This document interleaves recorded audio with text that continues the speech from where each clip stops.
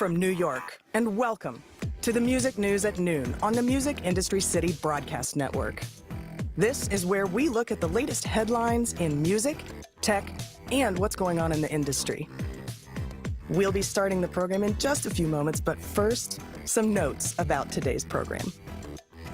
Feel free to invite your friends to join in this show, and if you'd like to offer your thoughts on any of today's topics, you can request to join the stage and participate in the discussion, or comment in the chat in the video stream. You can find all of today's headlines on our website, musicindustrycity.com. Just head to the latest Music News at Noon post to see all the articles we referenced during today's broadcast. You can also register for free to get unlimited access to all the articles, news, and events in the city.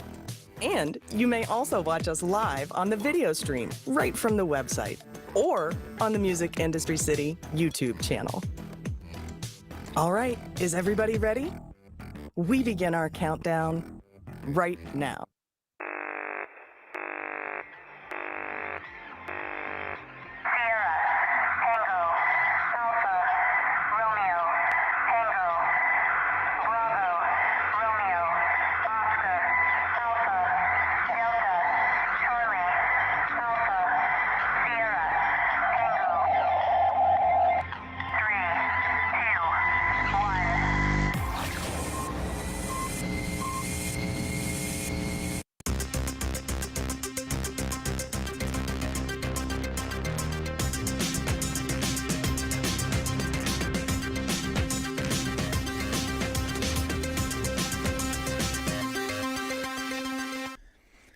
Hello and welcome. It's great to have you with us on this Thursday. I'm Peter Schwing, and here's what's happening. Deadmau5 launches a Metaverse Residency. Hip-hop concerts cancel over vaccine mandate. Music missing from the 2021 UK budget. Instagram allows all users to share links now. And Deezer helps you transfer to their platform. Plus, our daily Spotify updates. Those stories are coming up. But first, let's take a look at this day in music history. And in this day in history, we honor those who have passed away or those who were born and some interesting tidbits of things that happened on this day in the past. And in 2007, country musician Porter Wagoner died in Nashville, aged 80 from lung cancer. Wagoner helped launched the career of Dolly Parton and had his own U.S. TV show, which ran for 21 years until 1981. And this from yesterday, Benjamin Valle, the founding guitarist of Swedish post-punk band Viagra Boys, has died at the age of 47. The cause of death has not been announced yet. In memory. Born on this day in 1936, Charlie Daniels, who is known for that great country hit, The Devil Went Down to Georgia. In 1953, American musician, songwriter, and producer Desmond Child. 1957 brought us Stephen Morris, who was the drummer for Joy Division. And in 1987, American singer, songwriter Frank Ocean. Happy birthday. On this day in history, October 18th, no, that was last week, October 28th, 1978, and for anybody in my generation, you might remember this one. The live-action movie Kiss Meets the Phantom of the Park was shown on NBC TV in the U.S. The four rock stars had to deal with a mad scientist who went crazy in an amusement park. Oh, I remember that. So that was like not the after-school special, but I certainly remember watching it after school one day. All right, 2004, Courtney Love was ordered to stand trial on a charge of assault with a deadly weapon after Kristen King told a Los Angeles court Ms. Love threw a bottle and lit a candle at her after turning up at the home of a former boyfriend in the early hours. Ms. King told the court Ms. Love was vicious and erratic when she allegedly attacked her while she slept on a sofa. All right. Crazy times. All right. And then 2011, the organizers of a planned Metallica concert in India were arrested after the show was called off, leading fans of the band to destroy the stage and vandalize equipment. Metallica had been booked to play in Delhi on Friday, but they had postponed the show after a security barrier in front of the stage collapsed. The four promoters of the gig were arrested on fraud charges after they refused to refund tickets. Around 25,000 people had purchased tickets to see what would have been Metallica's first ever concert in India. All right, that's it for this day in history. To set the stage for a discussion, we provide informed perspectives and commentary on the current headlines. If you'd like to offer your thoughts on one of today's topics, you can request to join the stage. I'd also like to say hi to everyone viewing the show in our video live stream on YouTube or directly from the Music Industry City website. And to stay up to date on this and other programming, you can sign up at musicindustrycity.com for more news, articles, and events. And with that, let's get to it.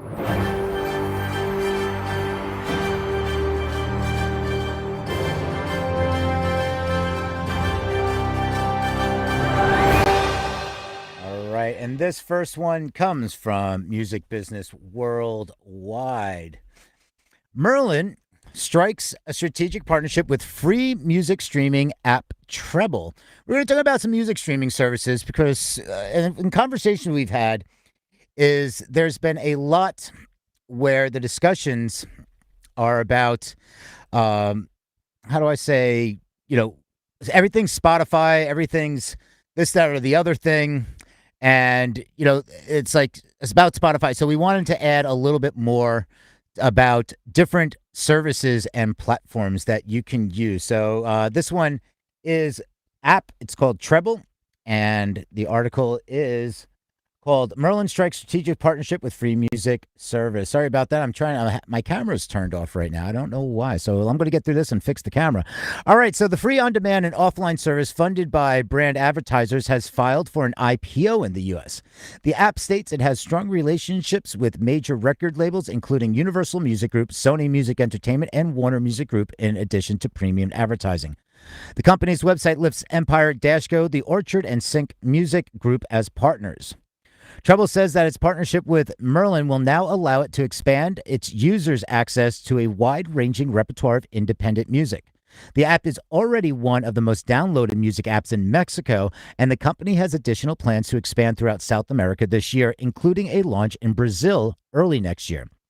Treble, which is a late 2018 startup, says its mission is to make premium quality music more accessible to communities where paid music is out of reach. Also, its brand-supported strategy, quote, creates purposeful ad-based friction for users during non-listening moments in the app.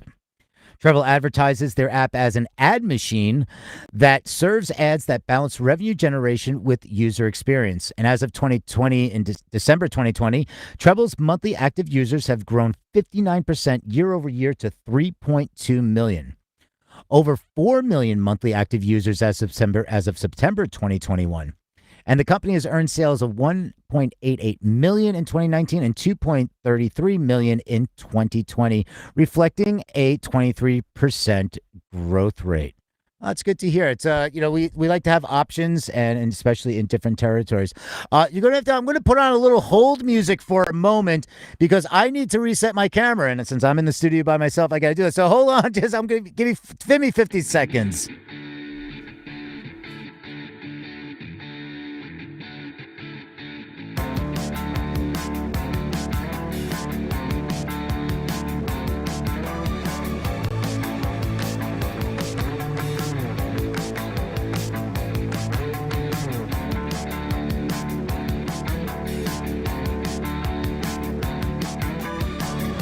I don't know what's wrong with my camera. All right, back. Sorry about that. All right, so we're gonna do something a little bit different here. I'm gonna go and fix my settings. So hi everybody that is tuning into the video live stream. I'll get this fixed for everybody out there. Sorry about it. Yeah, thanks. I see some of the comments. It's like they're like, oh, thanks. I look better when I'm not on screen. So, all right, I'm just gonna fix one more thing here, and then we'll get right back to it. Let me just put on camera one. All right, there you go. Now you can see me. Great. All right. Sorry about that. Thanks for sticking around while we have figured out these technical problems. So let's now talk about Deezer. So this was the theme of today, that Deezer, we're talking about streaming services other than Spotify and Apple, because there are options and you might find different discoveries on different platforms. So Deezer wants to help users of rival streaming services transfer. All right. So what this one is about, Deezer, this is from Music Ally, and Deezer wants to help, there's programs that we've seen over the years that are supposed to assist customers transfer their playlists between streaming providers if they decide to change subscriptions. They're typically created by third-party startups, though Tidal has a page on its website dedicated to directing consumers to two of them, Tune My Music and Sound Eyes. So now Deezer is joining the fray with a new Transfer Your Favorites function. This is also driven by Tune My Music, which appears to be doing a decent job at gaining DSP relationships, or at least endorsements. Deezer bills it as a 3-step procedure for transferring playlists from Spotify, Tidal, Apple Music, YouTube Music, Amazon, and other providers. So, yeah, if you want to check that's one of the big things about, you create all these playlists, you develop your catalogs and playlists in these platforms, and which makes it difficult to transfer to another platform. Well, if you're interested, you think Deezer, you might be one of your options. This is a great opportunity to be able to, so you don't lose those songs in those playlists.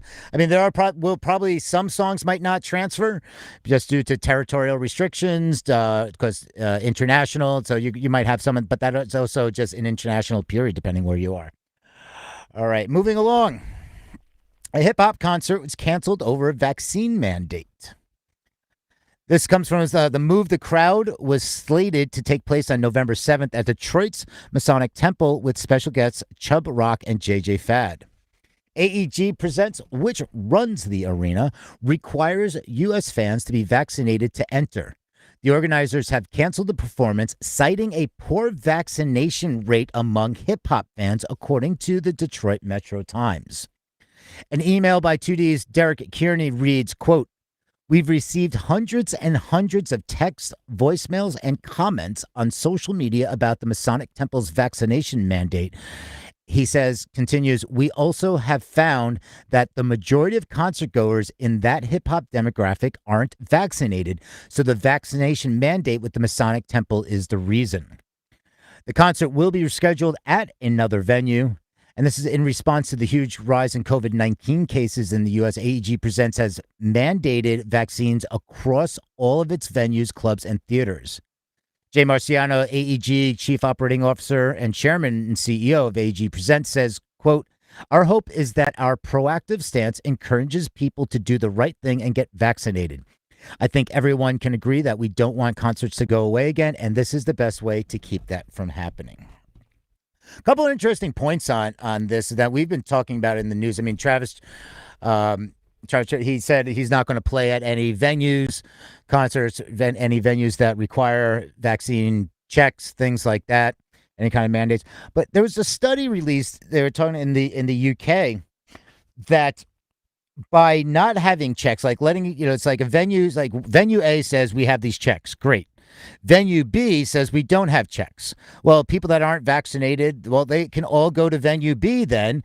Now you have an entire, as they were saying, it's like a petri dish of all the unvaccinated people in one venue. So the likelihood of it transferring or people getting more sick is greater. And this might lead to a higher increase of the spread of COVID by having everybody that is unvaccinated in one of the corralled into one venue. So that's a concern that the UK has been looking into. All right, so let's talk about virtual residencies so we don't actually have to even leave home. And this one is Deadmau5. This is from IQ Mag. And again, you can follow all the articles we're referencing in today's news at musicindustrycity.com. If you're on Clubhouse right now, if you have the updated iOS version, you'll see at the top we can pin links now. Yay to Clubhouse. This is awesome. We pinned the links. So we will pin the link to the news right up there. So if you haven't updated, make sure to go get that update, and then you can go click the link and they'll show you all the articles we're referencing. Plus, you can also check out the video live stream. It's embedded right there. So when we're live, it automatically just gets embedded. You just click that and it'll pop up. So with that being said, let's continue. Deadmau5, he's calling it the Oberhasli Experience, which features music, games, and other content curated by Deadmau5. The Jukebox even has a sneak preview of Deadmau5's forthcoming single.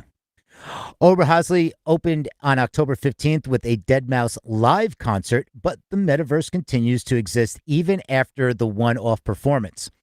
According to a press statement, the virtual world is intended to, quote, be a place to visit again and again with fresh music, games, and content. Joel Zimmerman, also known who goes by Deadmau5, says, we've seen virtual concerts in the past, but after making a splash, they fizzle out. There's no shelf life to them. With Oberhausen, I want to create a permanent mainstay for the artist's metaverse, regularly updating it over time, switching things up, and keeping it cohesive with real-world news and ancillary events. The Deadmau5 live shows are gone, but the digital concert is available in Core every hour. Fans can also participate in an exclusive scavenger hunt to win a Guest List for Life award or a meet and greet with Deadmau5 at one of his live gigs. Currently, it's only on PC. The website states that other platforms will be added soon. So, it's really cool what this metaverse is going to be able to do. Like, you can attend the concert and then just be able to go back and see updates, the scavenger hunts. We actually, musicindustrycity.com, we haven't, it's not posted live, but if anybody wants to check it out, we have a metaverse. It's a real simple just field, and there's a stage there, and we've done a record release party there. We've done a video release party. Anybody can go in there and hang out. And we're going to start updating this, so we're building this out, and it's really cool. You can actually have your own meetings there. We're going to have all our meetings we're going to be hosting in these metaverse areas, so say goodbye to Zoom meetings. We'll have them in this special area. So there's a lot going on. I love what's happening with the metaverse and Decentraland and Roblox and all that. And if anybody uses Roblox, I actually hadn't used Roblox, or I didn't, and I finally went to this one. It's called the town of Brookhaven Towns, and then I got a house there, and then I burned my house down. Well, intentionally. It even tells you, turn on the fireplace, and in 5 minutes, say, do you want to extinguish it, or do you want to light your house on fire? I'm like, absolutely, light my house on fire. So, and then somebody comes, a fire department comes, and then somebody goes around spraying, putting the fire out. So it's I was like, this is such a great waste of time for me. So let's talk about going back to live music in the UK. They give mixed reactions to a 2021 budget. This is really interesting here. There's a 200 and something page budget that none of us are ever going to read, but so I will just take a couple sentence paragraphs out of it. Earlier today, Chancellor Rishi Sunak's budget was unveiled in the House of Commons to mixed reviews.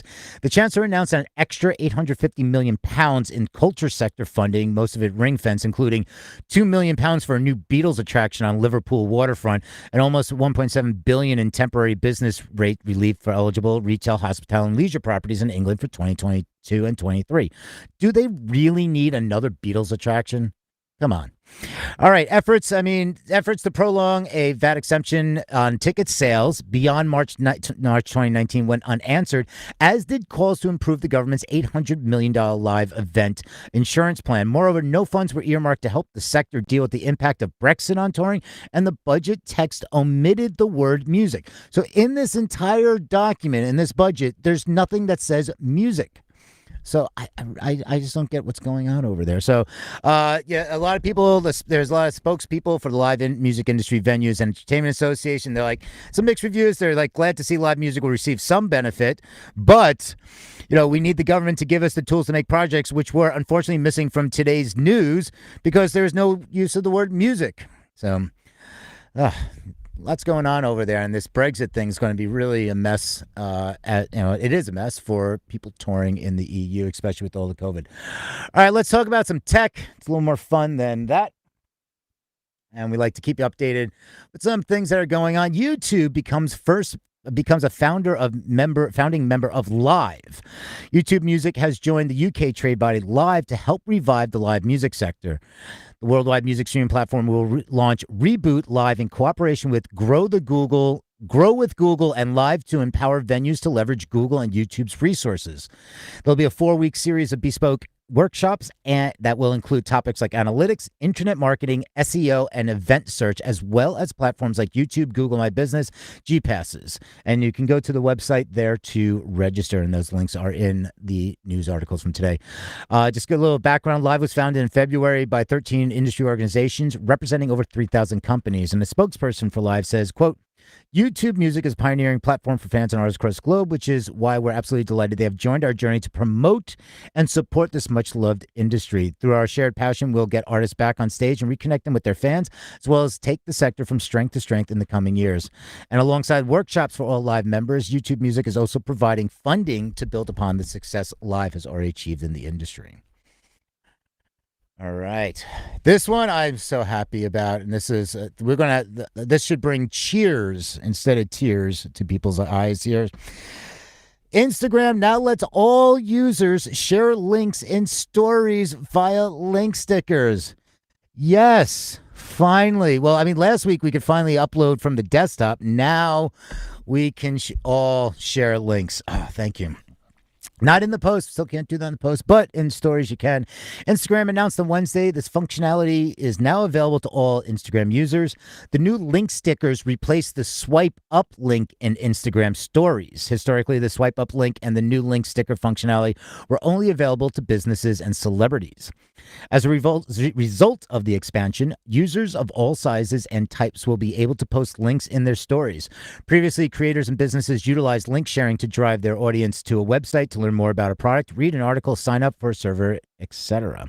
When capturing or uploading content to your story, you select the sticker tool from the top navigation bar. After selecting link sticker, enter your link and tap done. Then you can tap the sticker to see various color variations. Instagram has stated that allowing everyone to use link stickers was a risky move that may jeopardize the app's integrity and safety. Bad actors could utilize link stickers to convey misinformation or spam, for example. Accounts who spread disinformation or hate speech will be denied access to link stickers. And they say this is the first step to enabling link sharing on Instagram for all users. Instagram still doesn't allow direct linking in posts, which is why link in bio services like Linktree, Shoreby, and Link in Bio have risen in popularity. And with this recent update, users may now share links directly from their accounts. Happy days. Okay, happy days for many people. This is great for artists.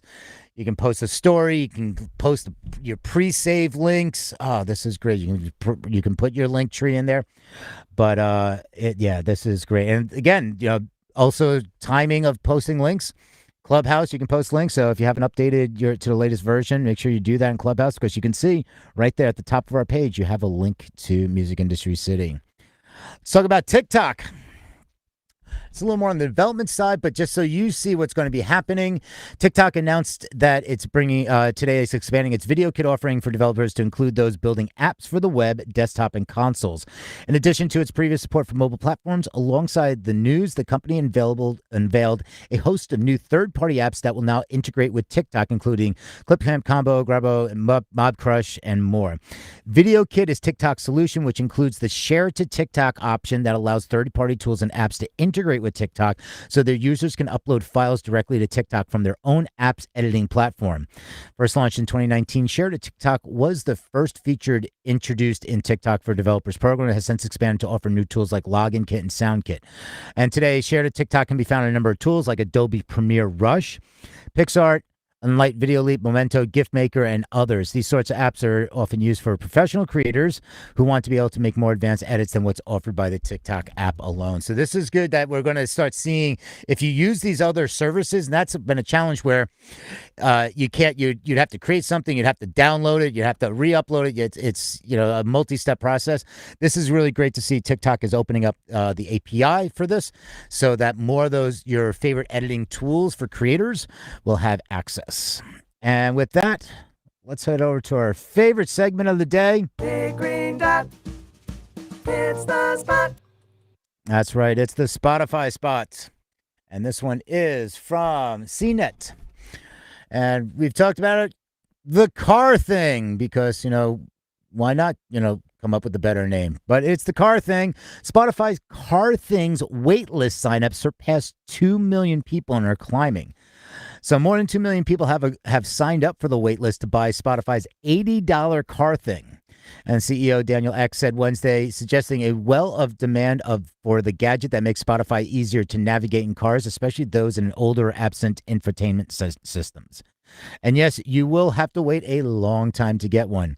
He goes on to say the number one constraint for us at this particular moment is chip shortages. We just can't make enough of them to get them out there to consumers. And if anybody's a computer person, and building a PC, or I mean, we've been dealing with chip shortages all over the place. All right, so Spotify launched Car Thing as a free, highly limited release in April, making it available first only by invitation to a select number of its paid premium subscribers in the U.S. When Spotify publicly revealed Car Thing, it kicked off a waitlist at carthing.spotify.com. 2 weeks ago, Spotify started releasing new Car Things for purchase to people on the list. It's similar to a touchscreen, voice-enabled tuner that you can mount on your dashboard, except the only thing Car Thing help drivers tune are different tracks, podcasts, albums, or playlists inside Spotify's library. In addition to allowing you to tap its screen or direct it with voice commands, Car Thing is a large physical dial. So basically, you're just now adding a big thing onto your car dashboard, which might interfere with some other things on your dashboard. In order to be eligible to come off the wait list and buy Car Thing, you need to be in the U.S., and Car Thing won't work with free accounts, so you'll need to be a paying premium subscriber in the U.S. for it to operate, and you need to have a smartphone with a Wi-Fi or mobile data connection. So you have to pair it up with your smartphone as you're in the car, and then you can do your thing with it, which, some people are going to find that having a big, large dial thing in their car might be useful. It sounds like it. I mean, 2 million people have already signed up. So with that, that's going to be it for our reads. Open up our stage to the audience. I'm going to put 2 minutes on the clock. If you'd like to offer your thoughts or comments about today's topics, now is your chance to join the conversation. So if you'd like to offer any thoughts, set it up in the chat. I see hi everybody again in our video stream. And if you want to come to the stage Clubhouse, feel free to raise your hand. And just a couple announcements. This next week, we will not be doing the news. We will not have our Clubhouse rooms because we are involved in working on NFT.NYC. So if anybody will be at NFT.NYC in NYC, New York City, let us know. Hit us up. We'll be overseeing the Palladium stage. We are helping out with production. I'll be doing some emceeing as well. But it's going to be the entire week. It's going to be a massive party going on for all the NFT freaks out there. And so we're going to be back the following week. There is a lot happening that is being rolled out. Once we come back from that, you're going to start seeing a lot of events showing up at musicindustrycity.com. So make sure if you are not already registered, please sign up. musicindustrycity.com. Click that register button. It's free.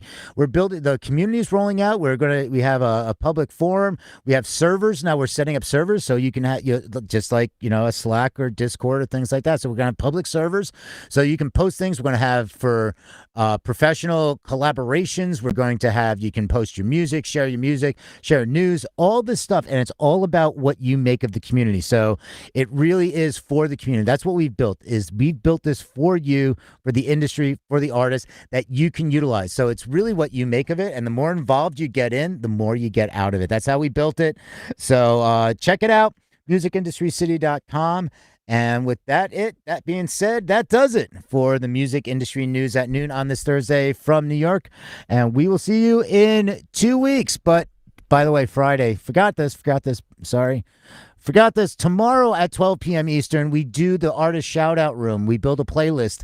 So make sure if you have some artists you want to share, you want to help with music, it's all about music discovery. If you have somebody on your roster, somebody somebody new, somebody blue, somebody old, somebody gold, it's whatever you want to shout out. We build the playlist and we add that, and that you can find that at musicindustrycity.com as well. You can go to Spotify and look up Music Industry City and check out our monthly playlists that are built by you on Clubhouse. So with that being said, thanks for watching. I'm Peter Schwing. Have a rockin' day.